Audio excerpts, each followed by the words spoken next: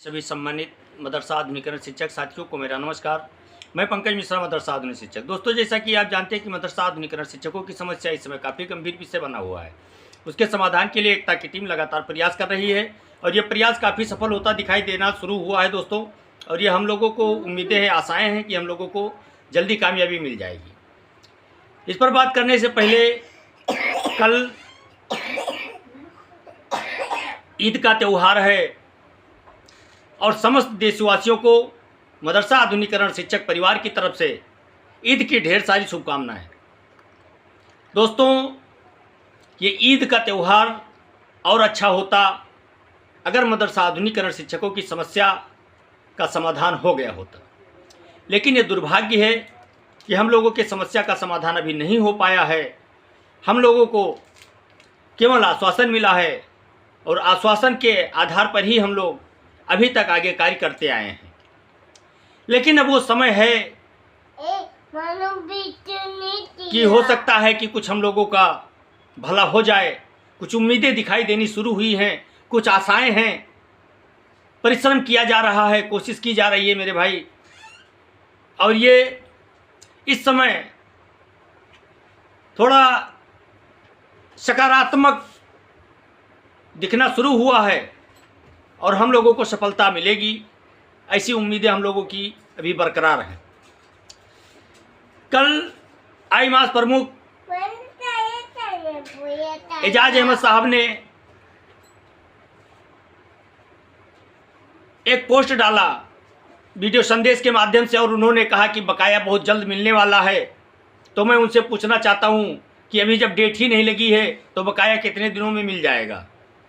Court कचहरी के नाम पर इतनी लूटफातियाँ की गई, अभी भी इन लोगों का पेट नहीं भरा, अभी भी शिक्षक साथियों से बराबर पैसे की डिमांड करते आ रहे हैं। लेकिन दोस्तों, आपको घबराने की आवश्यकता नहीं है। एकता की टीम संघर्ष के लिए जानी जाती है, बराबर संघर्ष कर रही है और संघर्ष के बल पर आपको सफलता दिलाएगी, ये मैं आपको आशा दिला सकता हूँ। क्योंकि एकता टीम के प्रदेश अध्यक्ष अशरफ अली उर्फ सिकंदर बाबा इस समय लगातार आपकी समस्या के समाधान के लिए बराबर लगे हुए हैं। किस तरह से हमारी समस्या का समाधान हो जाए, वो बराबर कोशिश में लगे हुए हैं दोस्तों। और हमारी समस्या का समाधान होगा ऐसी बात नहीं है, थोड़ा समय लग रहा है दोस्तों। और ये समय बहुत जल्द ख़त्म होने वाला है। इंतज़ार का जो समय है वो ख़त्म होने वाला है। कुछ सकारात्मक खबरें आनी शुरू हुई हैं। ऐसा सुनने में आ रहा है कि मदरसा के शिक्षकों की स्कीम को लेकर के एक बैठक होने वाली है। उस बैठक में क्रांतिकारी फैसला लिया जा सकता है। अब ये फैसला मंत्री महोदय जी को लेना है, मुख्यमंत्री जी को लेना है और अभी फैसला उस पर पूर्ण रूप से हो नहीं पाया है।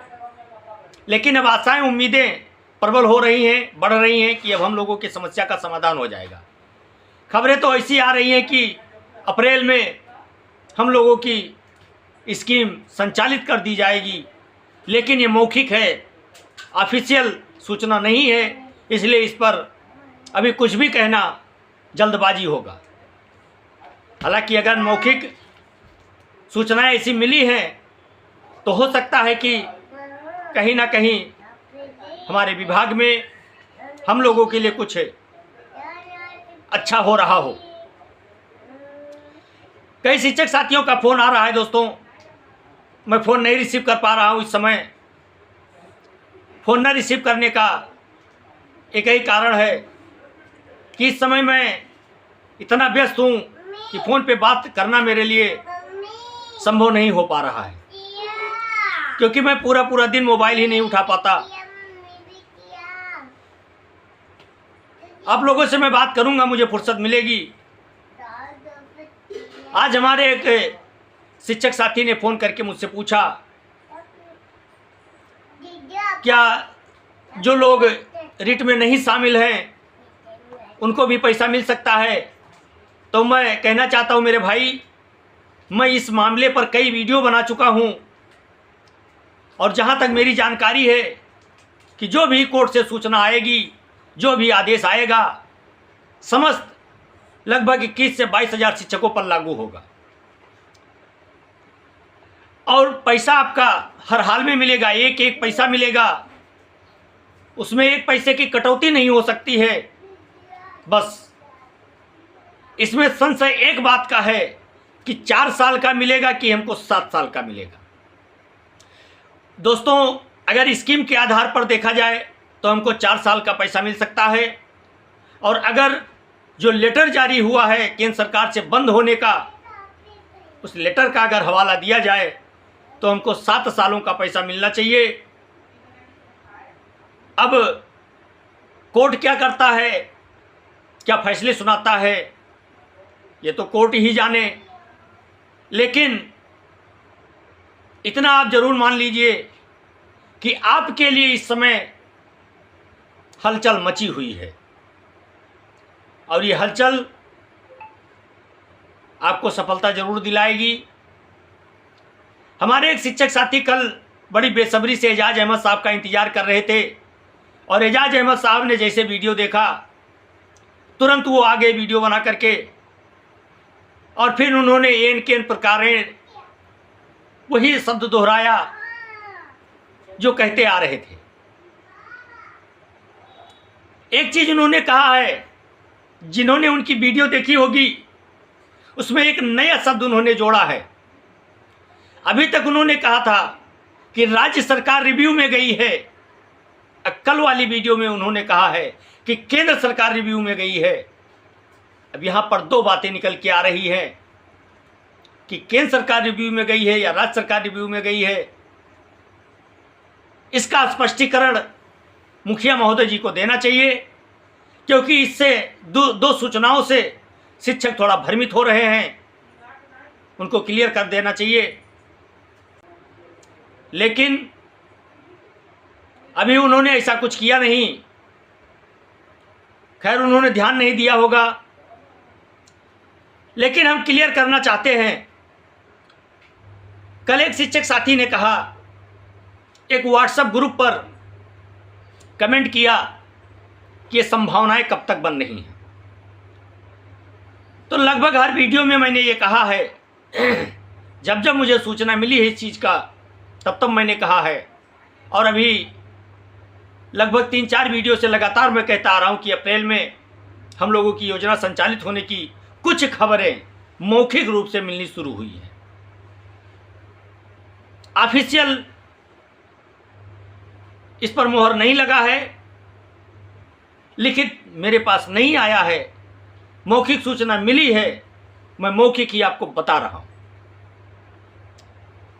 अब ये सही भी हो सकता है, गलत भी हो सकता है मेरे भाई, लेकिन इतना आप मान करके चलिए कि आप इस समय काफी मजबूत स्थिति में हैं। आपकी इस स्कीम को नजरअंदाज नहीं कर सकते, क्योंकि उसमें आधुनिकीकरण शब्द जुड़ा हुआ है, और जब तक आधुनिकीकरण शब्द जुड़ा है तब तक आपको मजबूती प्रदान होती रहेगी। मेरे दोस्त, घबराने की आवश्यकता नहीं है, चिंता करने की कोई बात नहीं है। चिंता है चिता के समान नर को निर्जीव बनाती है, चिता मुर्दे को जलाती है और चिंता जीते जी को खाती है मेरे दोस्त। इसलिए आपको चिंता करने की आवश्यकता नहीं है, होगा वही जो मंजूर खुदा करेगा। परेशान ना हो, स्कीम चलेगी, बकाया भी मिलेगा, हालात बदलेंगे, और फिर आप सम्मान पूर्वक वहीं जाकर के बैठ कर और पढ़ाएंगे दोस्तों। इसलिए आप लोगों को ज़्यादा परेशान होने की आवश्यकता नहीं है, क्योंकि कई स्तर से पैरवी की जा रही है, और हम लोग कोशिश में लगे हुए हैं कि मुख्यमंत्री जी से एक बार अपॉइंटमेंट मिल जाए। मुख्यमंत्री जी से अपॉइंटमेंट केवल मदरसे के नाम से नहीं मिल पा रहा है मेरे दोस्त, बुरा मत मानिएगा। अगर पंकज मिश्रा बन करके मुझे जाना होता तो मैं हफ्ते में 2 बार मिल सकता हूँ मुख्यमंत्री जी से, लेकिन मुझे पंकज मिश्रा बन करके नहीं जाना है, मुझे मदरसा आधुनिकीकरण शिक्षक पंकज मिश्रा बन के जाना है दोस्तों, इसलिए अपॉइंटमेंट नहीं मिल पा रहा है। लेकिन लगाया जा रहा है हिसाब किताब, हो सकता है कि कहीं से मुख्यमंत्री जी से हम लोगों की मुलाकात हो जाए, और अगर मुलाकात हो जाती है तो उसी दिन सारी चीज़ें स्पष्ट हो जाएंगी, क्योंकि करना मुख्यमंत्री जी को है। मंत्री महोदय जी अपने स्तर से काफ़ी ज़्यादा मेहनत कर रहे हैं और उन्हीं की बातों पर हम लोग अभी कायम हैं, क्योंकि मंत्री जी ने भी कहा है कि आप लोगों से मैंने वादा किया है, उस वादे को पूरा करना मेरी जिम्मेवारी बनती है। और मुख्यमंत्री महोदय जी से मेरी बात हुई है, उन्होंने हरी झंडी दी है, और ये आपका स्कीम उत्तर प्रदेश सरकार पूर्ण रूप से चलाएगी और नियमित चलाएगी। इसलिए हम लोग भी उनकी बातों पे विश्वास करके बैठे हुए हैं। कुछ लोग हैं जो निगेटिविटी फैला रहे हैं, उनका वही काम है निगेटिविटी फैलाने का, वो फैलाते रहेंगे क्योंकि उनकी दुकानें बंद हो चुकी हैं। और ये पंकज मिश्रा पूर्ण रूप से उनकी दुकानें बंद करके ही चैन की नींद सोएगा। कल एक शिक्षक साथी ने कहा कि एजाज अहमद 50 से 60 लाख रुपया लेकर के वो चले गए। दोस्तों, दिक्कत 50 से 60 लाख उन्होंने कमा लिया इसकी नहीं है, दिक्कत यह है कि शिक्षकों को अभी भी गुमराह करने में लगे हुए हैं, अभी भी उनको सही चीजें नहीं बता पा रहे हैं, न लखनऊ की डेट बता पा रहे हैं, न इलाहाबाद की डेट बता पा रहे हैं, मामले को अनलिस्टेड करवा दे रहे हैं कमाई के चक्कर में, और बाद में कहते हैं कि सुनवाई नहीं हुई। मेरे दोस्त, इस बात को समझिए, गंभीरता से लीजिए, और ये खेल ज़्यादा दिनों तक नहीं चलेगा। ये खेल अब खत्म होने वाला है, क्योंकि स्कीम आपकी चलने वाली है, संभावनाएं बनी हैं, और ये कामयाबी आपके संघर्षों के बल पर मिलेगी। दोस्तों, आपने जो संघर्ष किया है, ये संघर्ष कहीं जाया नहीं जाएगा, बस एक बार और दम भरने की आवश्यकता है। एक बार अगर और दम भर दिया जाए तो शायद सारी चीज़ें क्लियर हो जाएंगी। बहुत से शिक्षक साथी फ़ोन करके स्कीम के बारे में पूछते रहते हैं, लेकिन जब उनसे संघर्ष के बारे में बात किया जाता है तो काफ़ी दूर चले जाते हैं, उसमें शामिल नहीं होना चाहते हैं। बुलंदशहर के नदीम अहमद साहब बराबर एक्टिव रहते हैं, कानपुर के इशरत भाई बराबर एक्टिव रहते हैं, सीतापुर के अजीत कुमार श्रीवास्तव जी बराबर एक्टिव रहते हैं, अजय कुमार श्रीवास्तव जी कुशीनगर के बराबर संघर्ष में शामिल रहते हैं, मुर्तजा अंसारी साहब कुशीनगर के बराबर संघर्ष में शामिल रहते हैं। ये लोग जागरूक शिक्षक हैं जो हर समय पर कैसे क्या हो रहा है हर मूवमेंट की जानकारी रखना चाहते हैं, हर मूवमेंट की जानकारी भी रखते हैं। इतने एक्टिव लोग हैं, इनके संघर्षों के बल पर मदरसा आधुनिकीकरण स्कीम अभी जिंदा है। और जो कोर्ट कचहरी के नाम पर पैसा लेकर के अपने घर बैठ गए, 6-6 महीने तक कोई सूचना नहीं देते हैं, उनके बल पर यह स्कीम अभी जिंदा नहीं है, वो तो कब का मार चुके हैं।